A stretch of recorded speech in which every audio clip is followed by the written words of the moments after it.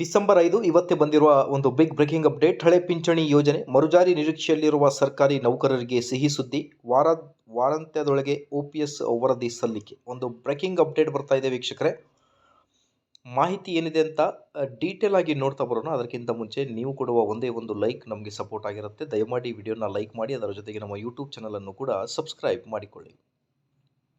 ಹಳೆಯ ಪಿಂಚಣಿ ಯೋಜನೆ OPS ಮರುಜಾರಿಗೊಳಿಸುವ ಸಂಬಂಧ ಸರ್ಕಾರ ರಚಿಸಲಾಗಿದ್ದ ಸಮಿತಿಯಿಂದ ವಾರಾಂತ್ಯದೊಳಗೆ ಸರ್ಕಾರ ವರದಿ ಸಲ್ಲಿಕೆಯಾಗಲಿದೆ ಸರ್ಕಾರಕ್ಕೆ ಅನ್ನೋದ್ರ ಬಗ್ಗೆ ಹಳೆ ಪಿಂಚಣಿ ಯೋಜನೆ ಮರುಜಾರಿ ಬಗ್ಗೆ ಅಧಿಕಾರಿಗಳು ಹಾಗೂ ಸಮಿತಿ ಮುಖ್ಯಸ್ಥರು ಭೇಟಿಯಾದ ಕರ್ನಾಟಕ ರಾಜ್ಯ ಸರ್ಕಾರಿ ನೌಕರ ಸಂಘದ ರಾಜ್ಯಾಧ್ಯಕ್ಷರಾದ CS ಷಡಾಕ್ಷರಿ ಅವರು ಒಂದು ಮಾಹಿತಿಯನ್ನು ನೀಡಿದ್ದಾರೆ.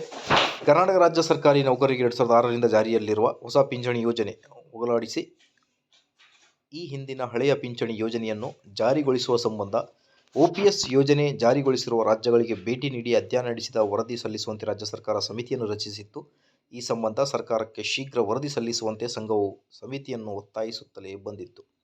ಕರ್ನಾಟಕ ರಾಜ್ಯ ಸರ್ಕಾರಿ ನೌಕರ ಸಂಘದ ರಾಜ್ಯಾಧ್ಯಕ್ಷರಾದ CS ಷಡಾಕ್ಷರಿ ಹಾಗೂ NPS ಸಮಿತಿಯ ಸದಸ್ಯರು ಹಾಗೂ ಆರ್ಥಿಕ ಇಲಾಖೆಯ ಕಾರ್ಯದರ್ಶಿಗಳಾದ ಡಾಕ್ಟರ್ MT ರೀಜ್ ಅವರನ್ನು ಭೇಟಿ ಮಾಡಿ ಚರ್ಚೆ ನಡೆಸಿದ ಸಂದರ್ಭದಲ್ಲಿ ಇಡೀ ರಾಜ್ಯದ ನೌಕರರು NPS ರದ್ದುಪಡಿಸುವ ಸಂಬಂಧ ಒತ್ತಡ ಹಾಕುತ್ತಿದ್ದಾರೆ ಎಂಬ ಅಂಶವನ್ನು ಗಮನಕ್ಕೆ ತರಲಾಯಿತು.